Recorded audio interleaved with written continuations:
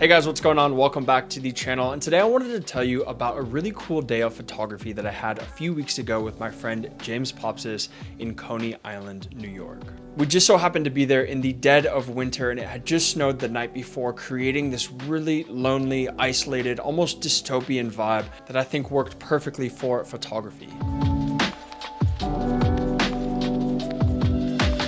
But I wanted to spice this day of photography up a little bit, and over the years I found that one of my favorite things to do is put creative limitations on myself when I'm out shooting. There are so many different things that we have to think about when taking photos, and sometimes putting a small creative limitation on yourself is enough to simplify the shooting experience, make you more present, and also help you improve in something that you're struggling with. So instead of just going out and shooting with a zoom lens like I usually do when I travel, I decided to shoot with only one lens, my favorite lens, 35mm. So James and I hopped on the train from Manhattan and we headed out to Coney Island. It was about a 1-hour trip and we did a little bit of shooting on the way. But once we got there and we could see the theme park in the background with the train in the foreground, we shot some photos there. It looked really cool. And then we made our way down onto the beach where the park is located and we just started shooting.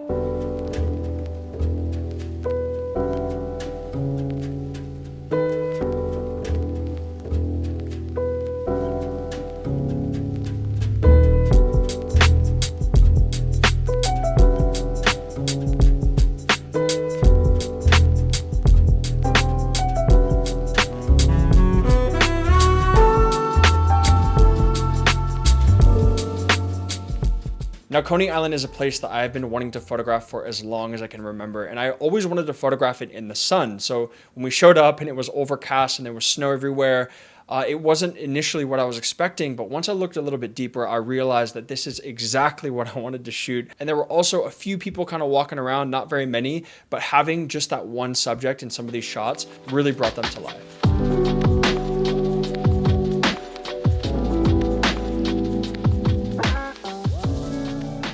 Really love the colors in that sign. I just think it looks so cool.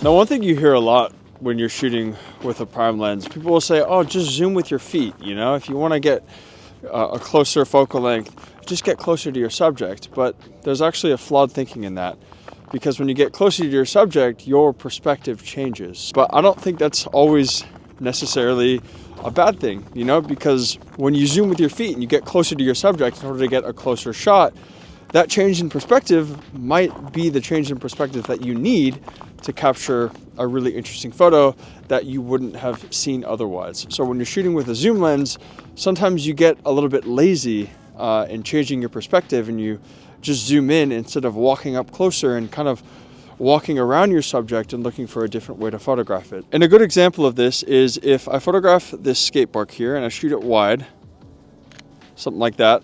If I were to zoom in, everything would stay where it is. Nothing would change. But if I zoom with my feet and I walk a little bit closer, you can see, I can see more of this skate park here. And I have a completely different perspective now on this theme park. So zoom lenses and prime lenses are not equal. And while zooming with your feet is not the same as zooming in with your lens, I think it can also be a really effective way to capture more creative photos. That's why prime lenses do almost make you more creative in a way.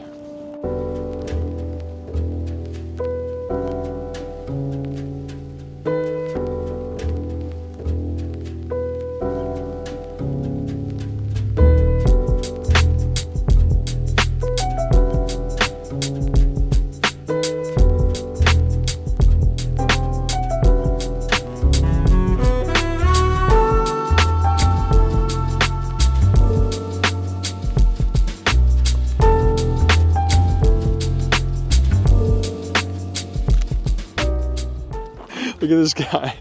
I'm just waiting for you to go down. And look at this. It is dangerous out here. It's all ice. It snowed the other day and then it rained right after and then everything just froze over. So believe me when I say it's cold. We could try and bribe these guys to get into the park. There's people in there and I have a $100 bill, so we might I might be more interested in your Viagra. I haven't told anybody on the video about that yet. But that's probably something I should explain. But I'll just let you know, it's not what you think. Or maybe it is. Oh, I like these lines in the road as well. Here. There's a lot of depth to this shot.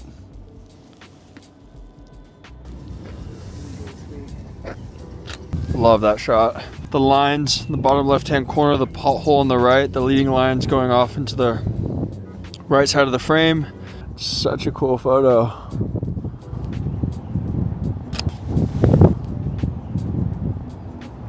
Classic, absolutely classic. Wonder if that was like a 14-year-old or a 34-year-old. I wouldn't be surprised either way. Absolutely classic. So this playground, I wanted to come back to it because I find it really weird and interesting. And there's a person standing off to the right too, which is really cool.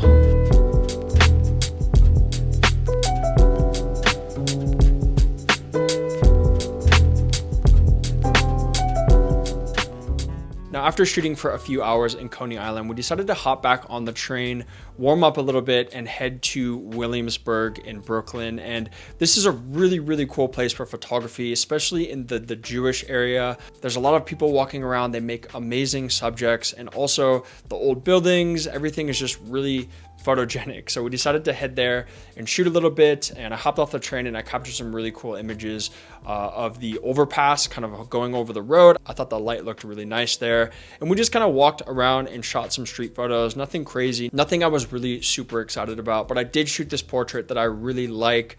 Unfortunately, I can't show his face because he asked me not to, but he was a bus driver and he was driving these buses for one of the Jewish schools there, and I asked if I could shoot his portrait and he said yes, of course. I really like this portrait, the light kind of spilling in. And as you can see, I edited this in kind of a film style, and actually most of the images from this day I kind of edited in this Portra 400 kind of film vibe, and I felt like it just lended itself really well to this specific place. With Coney Island, you know, it's kind of vintage looking, it's kind of weird looking, and I wanted to give it this kind of rustic vintage vibe while still allowing those colors to pop. So I'm really happy with how these edits came out overall. But after I shot that portrait, we ventured down to the Brooklyn waterfront where you can see the Manhattan skyline. And unfortunately, this is the kind of place that I would like to photograph in good light. And also, this is where I really ran into the limitations of the 35mm because the Manhattan skyline is quite far away.